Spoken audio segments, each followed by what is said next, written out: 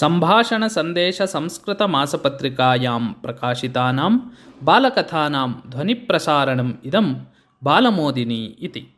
दयानन्दसरस्वतीवर्यः युवावस्थायां यदा विद्याभ्यासार्थं मधुरास्थस्य गुरोः विरजानन्दस्य समीपं गतः तदा प्रवृत्ता घटना एषा। विराजानन्दस्य सकाशात् अन्ये अपि बहवः ब्रह्मचारिणः व्याकरणादिशास्त्रस्य अध्ययनं कुर्वन्ति स्म। अतः तस्य पाठशाला आश्रमः इव भासते स्म। पाठशालातः अनतिदूरे स्थिते उटजे विरजानन्दः वसति स्म। ब्रह्मचारिणः एव पाठशालायाः सर्वाणि कार्याणि स्वयं निर्वहन्ति स्म।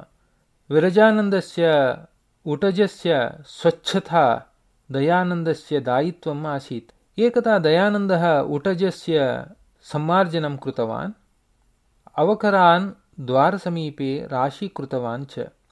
तदभ्यन्तरे कश्चित् तम् आहूतवान्, अतः अवकरम् अक्षिप्त्वा एव त्वरया ततः निर्गतवान् दयानन्दः। तावता विरजानन्दः दण्डसाहाय्येन उटजम् आगतवान्। तस्य दृष्टिशक्तिः क्षीणा, अतः सः अवकरराशेः उपरि पादं स्थापितवान्। अवकरस्पर्शतः तस्य महान् कोपः आगतः। अवकरं राशीकृतवान् दयानन्दः इति सः अन्यब्रह्मचारिद्वारा ज्ञातवान्। अतः सः झटिति दयानन्दम् आनाय्य दण्डेन निरन्तरं ताडितवान्। कति दण्डप्रहाराः दत्ताः इति तु भगवान् एव जानाति। तदा दयानन्दः उच्चैः रोदनं कृतवान्। यदा सः उच्चैः रोदनं कृतवान् तदा विरजानन्दस्य कोपः शान्तः। कोपस्थाने करुणा उत्पन्ना। सः वात्सल्यमिश्रितस्वरेण वत्स, किं महती वेदना जाता? अलं रोदनेन, कोपेन अहम् अन्धः आसम् इति वदन् दयानन्दस्य पृष्ठे हस्तं प्रसारितवान्, प्रहारजातान् वृणान् अभिज्ञातुं। गुरुदेव, दण्डप्रहारजनिवेदनाकारणतः अहं न रोदिमि।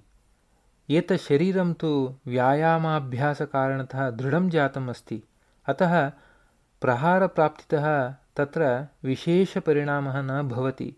किन्तु प्रहारसमये कुसुमकोमलः भवतः हस्तः न जाने कियतीं वेदनाम् अनुभूतवान् स्यात् इति। भवतः कोमलकरयोः वेदनां स्मरतः मम नेत्राभ्याम् अश्रूणि निर्गतानि।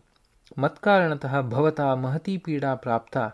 धिक् मां, कृपया क्षन्तव्यः अहम् इति। एतां करुणापूर्णा वार्ता श्रुतवतः विरजानन्दस्य नेत्राभ्यामपि अश्रूणि आगतानि। वत्स, दयायाः कोशः अस्ति त्वं। भगवान् तव अभिलाषां पूरयतु इति उक्त्वा सः शिष्यं प्रीत्या आलिङ्गितवान्।